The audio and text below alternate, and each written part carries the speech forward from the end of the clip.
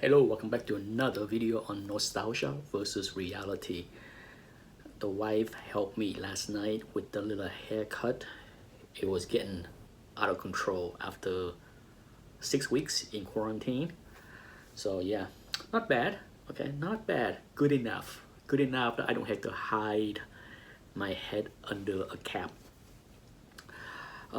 Anyhow, nostalgia versus reality. As I was going through my collection, curling through my collection to finalize my keepers, I realized that there are different type of nostalgia.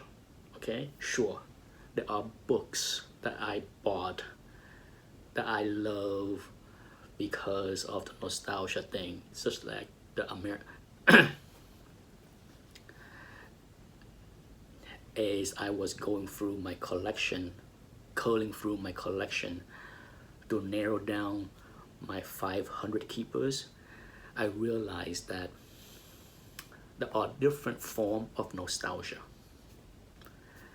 Sure, there are books like Iron Man 150, my first book that I bought off the rack. That book has a special connection with me, being the first that I bought with my own money.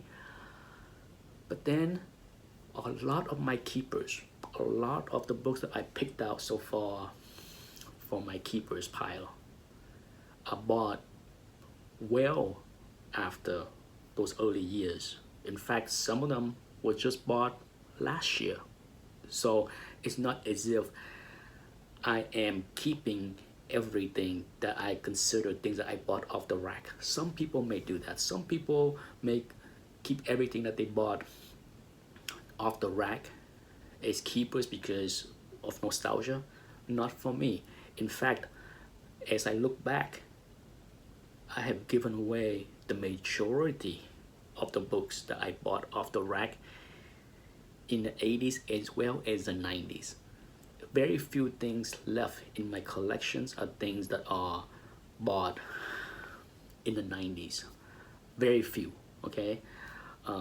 But for sure, the early mid 80s things that I bought, such as Thor 337, Iron Man 150, there are still a few of those books that will stay in my collection as keepers, but the majority of the books that I bought off the rack, I really don't have any special connection to them, the majority of them. And that's the reality. The reality is, just because I bought something off the rack doesn't mean they meant a heck of a lot to me today. Some people may disagree. There are people out there that consider the stuff that they bought off the rack special, even if it's 5 years ago, 10 years ago, 20 years ago. For me, not really. For me, there is a different form of nostalgia. Nostalgia of the hunt. There are a lot of books in my keepers pile that are special, not because they are worth a ton of money. Some of them are. Some of them are tough as heck to find in high grade, and I always fancy myself to be a really good hunter when it comes down to high grade books. So there are quite a few high grade non-keys books in my collection that there is a nostalgia of the hunt, and that's why I keep them and will keep them in my keepers pile, because I remember how tough, how fierce the search was for some of those books. Some of those books may mean nothing to a lot of people. It's just a nothing book. But some of those books, because of the authors, because of the covers or whatever reason, they meant something for me, and I hunt for them for a long time to find the right copy. And when that happened, there is no way I am getting rid of them just because they are not worth a lot of money. Okay, not everything I keep in my keepers pile is about the money.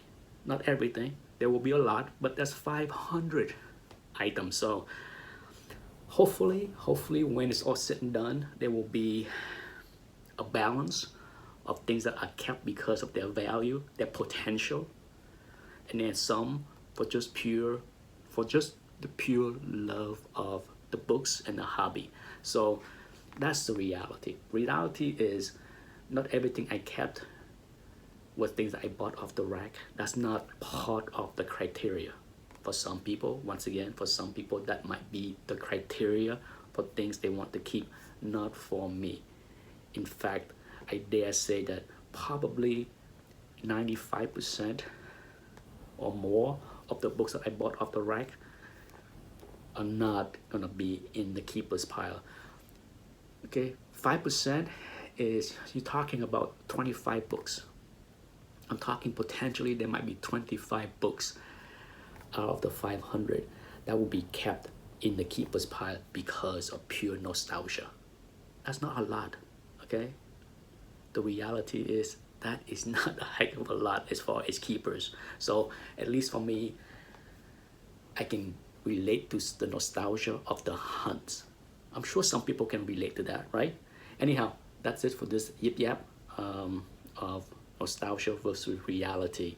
Sometimes there are a subtle nuances to the word nostalgia. It doesn't have to be things I bought off the rack. Thanks for watching. Bye bye.